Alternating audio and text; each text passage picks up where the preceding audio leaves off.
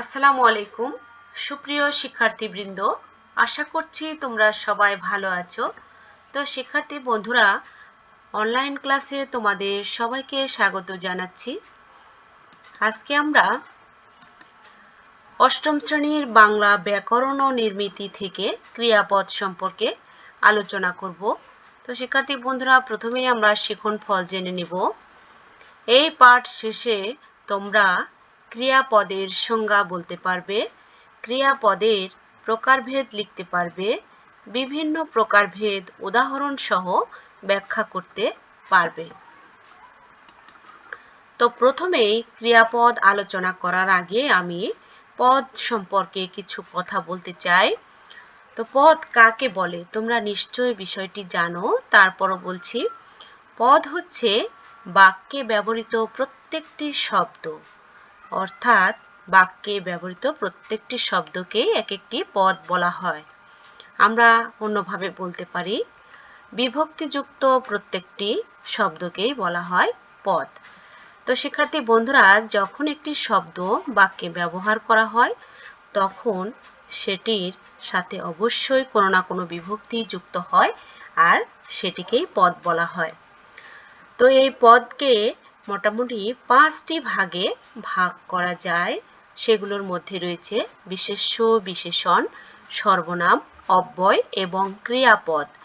তো শিক্ষার্থী বন্ধুরা, এই প্রকারভেদগুলোর মধ্যে অন্যতম গুরুত্বপূর্ণ একটি প্রকারভেদ হচ্ছে ক্রিয়াপদ। তো ক্রিয়াপদ সম্পর্কে আজকে আমরা আলোচনা করব। তো প্রথমে আমরা একটি বাক্য দেখছি, ঘড়িতে 10টা বাজে। এই বাক্যে 3টি পদ রয়েছে। তো প্রথমটি হচ্ছে আমাদের বিশেষ্য পদ, দ্বিতীয়টি হচ্ছে আমাদের বিশেষণ পদ এবং তৃতীয়টি হচ্ছে আমাদের ক্রিয়াপদ। তো শিক্ষার্থী বন্ধুরা, এখন আমরা ক্রিয়াপদ কাকে বলে সেই বিষয়টি সম্পর্কে জানব। তো বাক্যের যে পদের মাধ্যমে কোনো কার্য সম্পাদন করা বোঝায় তাকেই বলা হয় ক্রিয়াপদ।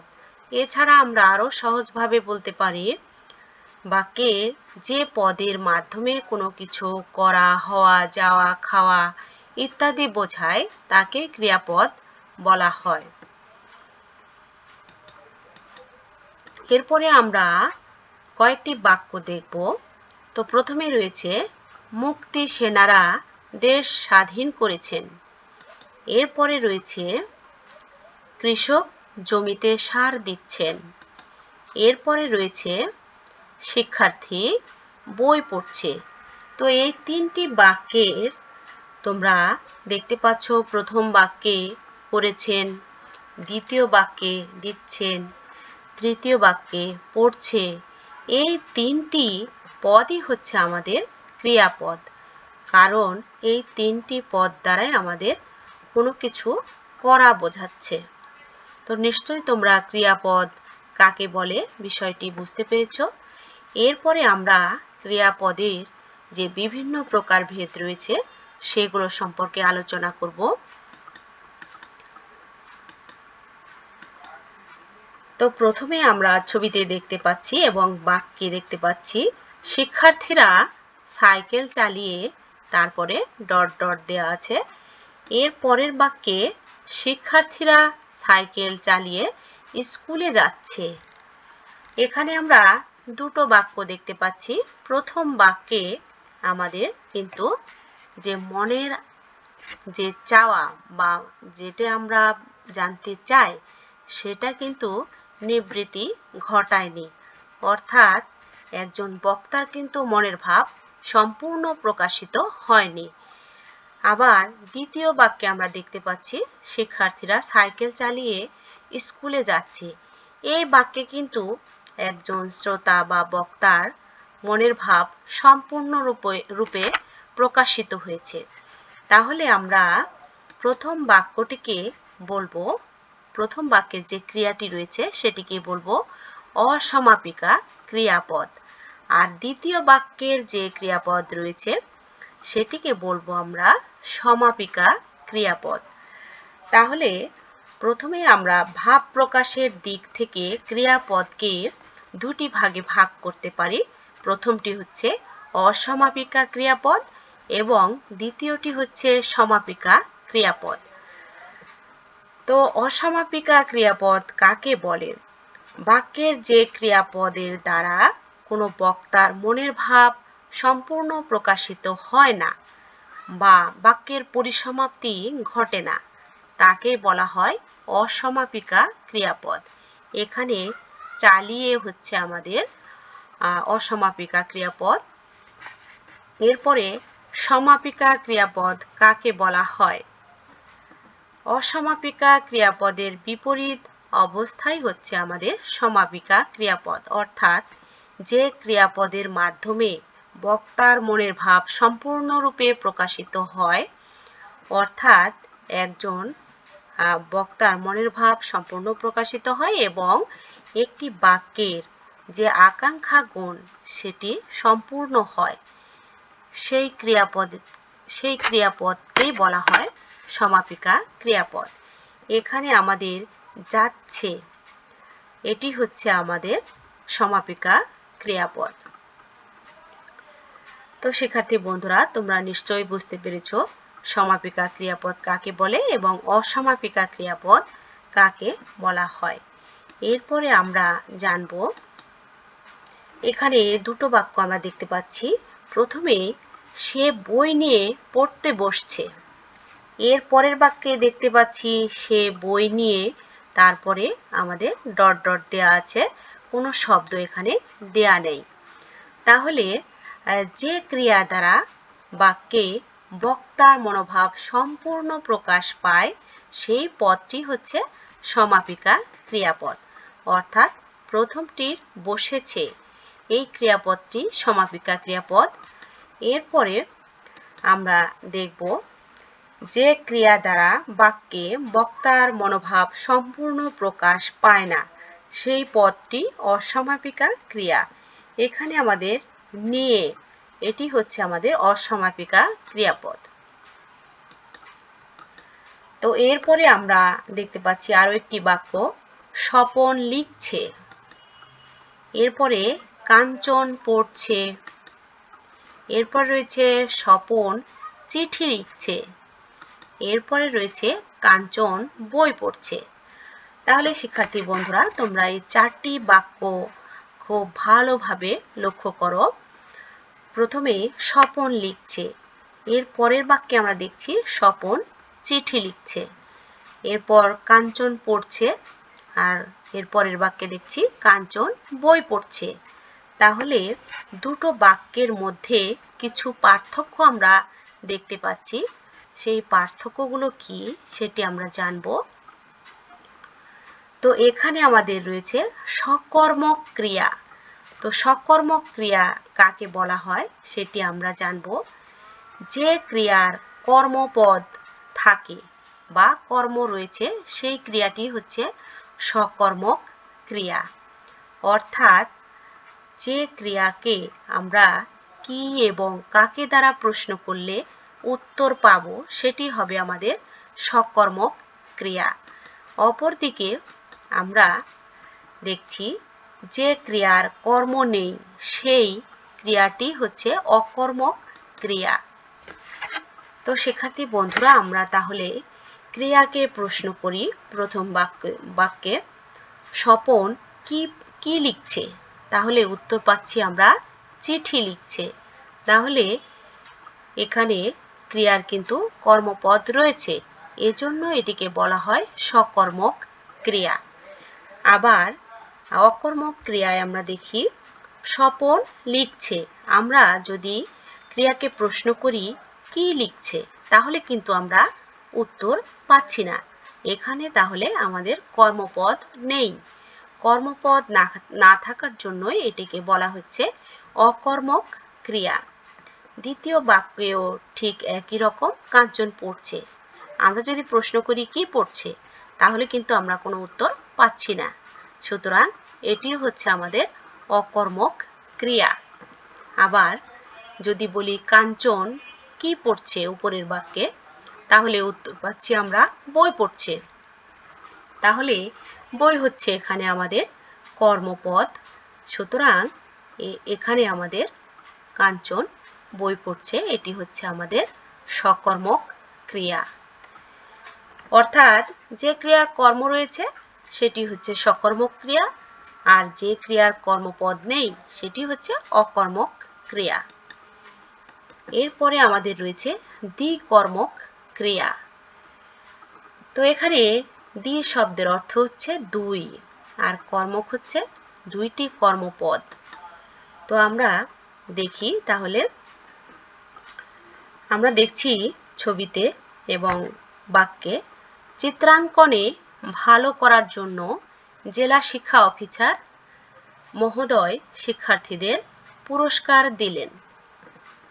তো আমরা এখানে দেখতে পাচ্ছি দুটো কর্মপদ এই বাক্যে রয়েছে। আমরা ক্রিয়াকে কি এবং কাকে দ্বারা প্রশ্ন করলে যে উত্তর পাবো সেটি হবে আমাদের কর্মপদ। সুতরাং আমরা যদি প্রশ্ন করি জেলা শিক্ষা অফিসার কাকে পুরস্কার দিলেন, তাহলে আমরা উত্তর পাবো শিক্ষার্থীদের। আর কি দিলেন যদি প্রশ্ন করি তাহলে উত্তর পাবো পুরস্কার দিলেন। তাহলে আমরা এখানে দেখতে পাচ্ছি দুটো কর্মপদ কিন্তু এই বাক্যে রয়েছে। সুতরাং আমরা বলতে পারি যে বাক্যে ক্রিয়ার দুটি কর্মপদ থাকে তাকে বলা হয় দ্বিকর্মক ক্রিয়া। যে ক্রিয়ার দুটি কর্ম রয়েছে সেই ক্রিয়াটি হচ্ছে দ্বিকর্মক ক্রিয়া। তো নিশ্চয়ই তোমরা এটি বুঝতে পেরেছো। এরপরে আমরা প্রযোজক ক্রিয়া সম্পর্কে আলোচনা করব। তো আমরা দেখতে পাচ্ছি ছবিতে এবং বাক্যে রাষ্ট্রপতি সবাইকে শপথ বাক্য পাঠ করাচ্ছেন। এখানে সবাইকে শপথ বাক্য পাঠ করাচ্ছেন রাষ্ট্রপতি। এখানে রাষ্ট্রপতি হচ্ছেন আমাদের প্রযোজক, আর সবাই শপথ বাক্য পাঠ করার কাজটি করছেন। এখানে অন্যেরা হচ্ছেন প্রযোজ্য। তো সুতরাং আমরা তাহলে বলতে পারি যে ক্রিয়া অন্যের দ্বারা পরিচালিত হয় সেই ক্রিয়াটি প্রযোজক ক্রিয়া। অর্থাৎ যে ক্রিয়া অন্যের দ্বারা পরিচালিত হয় সেই ক্রিয়াটি হচ্ছে প্রযোজক। অর্থাৎ যে ক্রিয়াটি অন্যের মাধ্যমে সম্পন্ন হয়, অন্যের দ্বারাই প্রযোজনা করা হয়, সেটি হচ্ছে প্রযোজক ক্রিয়া। এরপরে আমরা যৌগিক ক্রিয়া সম্পর্কে জানব। আমরা একটি বাক্য দেখতে পাচ্ছি, সাইরেন বেজে উঠল। এখানে বেজে আমাদের অসমাপিকা ক্রিয়া, এরপরে উঠল এটি হচ্ছে আমাদের সমাপিকা ক্রিয়া। তাহলে আমরা এখানে দুটো ক্রিয়া দেখতে পাচ্ছি, একটি সমাপিকা অপরটি হচ্ছে অসমাপিকা ক্রিয়া। তাহলে আমরা বলতে পারি একটি সমাপিকা ক্রিয়া ও একটি অসমাপিকা ক্রিয়া যদি একত্রিত হয়ে একটি বিশেষ বা সম্প্রসারিত অর্থ প্রকাশ করে সেই ক্রিয়াটি হচ্ছে যৌগিক ক্রিয়া। তো শিক্ষার্থী বন্ধুরা, তোমরা নিশ্চয়ই বিষয়টি বুঝতে পেরেছো। আমাদের যৌগিক ক্রিয়া গঠন করতে হলে আমাদেরকে দুটো ক্রিয়া প্রয়োজন হবে, একটি হচ্ছে অসমাপিকা ক্রিয়া, অপরটি হচ্ছে সমাপিকা ক্রিয়া। এই দুটো ক্রিয়ার মাধ্যমে যখন একটি বিশেষ অর্থ প্রকাশিত হবে সেটি হবে আমাদের যৌগিক ক্রিয়া। এখানে সাইরেন বেজে উঠল এটি আকস্মিকতাকে বোঝানো হয়েছে। সুতরাং বেজে উঠল এটি হচ্ছে আমাদের যৌগিক ক্রিয়া। তো যৌগিক ক্রিয়া দুটো ক্রিয়ার মাধ্যমে গঠিত হয়, তোমরা অবশ্যই বিষয়টি মনে রাখবে। তো শিক্ষার্থী বন্ধুরা, এরপরে আমরা মূল্যায়নে চলে এসেছি। তো মূল্যায়নে তোমাদের জন্য প্রথম প্রশ্ন হচ্ছে, ক্রিয়াপদ কাকে বলে? নিশ্চয়ই তোমরা পেরেছো, তারপরও আমি বলে দিচ্ছি। যে পদ দ্বারা কোনো কিছু করা, হওয়া, যাওয়া, খাওয়া ইত্যাদি বোঝায় তাকে বলা হয় ক্রিয়াপদ। এরপরে সমাপিকা ক্রিয়া কি? এটিও নিশ্চয়ই তোমরা পেরেছো। তারপরও বলছি, যে ক্রিয়া দ্বারা কোনো বিষয়ে বক্তার মনের ভাব সম্পূর্ণ প্রকাশিত হয় তাকে বলা হয় সমাপিকা ক্রিয়া। এরপরে অসমাপিকা ক্রিয়া কি?